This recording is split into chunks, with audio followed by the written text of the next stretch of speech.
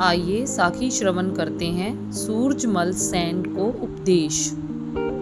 कायो देवा कायो देवल कायो जंगम जाति, कायो धूप दीप नई बेदा कायो पूजो पाती, काया बहु खंड खोजते नौ निध पाई, ना कछ आइबो ना कछ जाइबो राम की दुहाई रहाओ।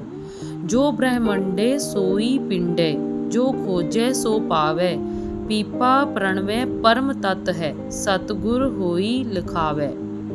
भक्त पीपा जी जब उपदेश किया करते थे तो वह बाणी भी उच्चारण करते थे।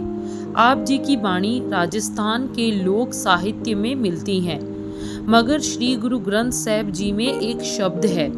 इसका भावार्थ यह है, हे भक्तजनों, यह जो पंच तत्व शरीर है यही प्रभु है।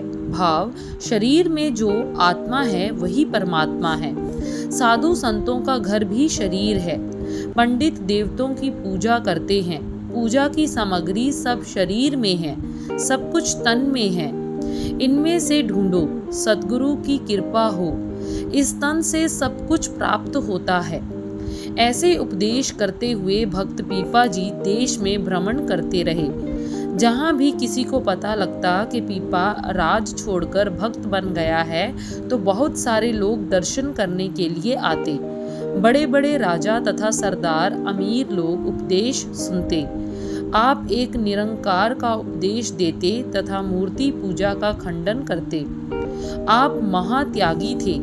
एक बार आप एक रियासत की राजधानी में पहुंचे। ठाकुर द्वार पर निवास था। आप स्नान करने के लिए सरोवर के पास पहुंचे तो एक बेरी के नीचे गागर पड़ी हुई थी। उनमें से आवाज आई, मेरे कोई बंधन काटे, गागर में से आजाद करें। उफ माया!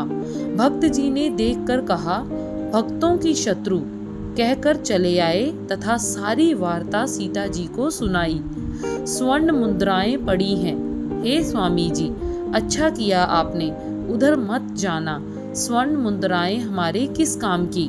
उनकी बातचीत पास बैठे चोरों ने सुन ली। उन्होंने योजना बनाई कि चलो हम गागर उठा लाते हैं। वह चले आए, पर जब गागर को हाथ डाला तो वहां साफ फुंकारे मारता हुआ दिखाई दिया। वे डर कर एक तरफ हो गए। यह देखकर उनको काफी गुस्सा आया। एक ने कहा, साधु को अवश्य ही हमारा पता लग गया होगा कि हम चोर हैं। उसके साथ एक सुंदर नारी भी है।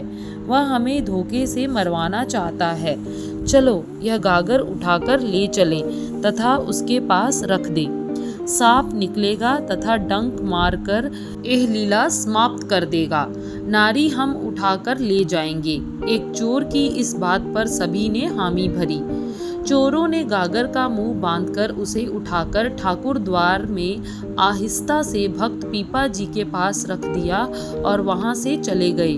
भक्त उठा तो गागर को देखकर बड़ा आश्चर्यचकित हुआ, लेकिन उनमें से उसी तरह आवाज आई, क्या कोई मेरे बंधन काटेगा? मैं संतों की शत्रु नहीं, दासी हूँ।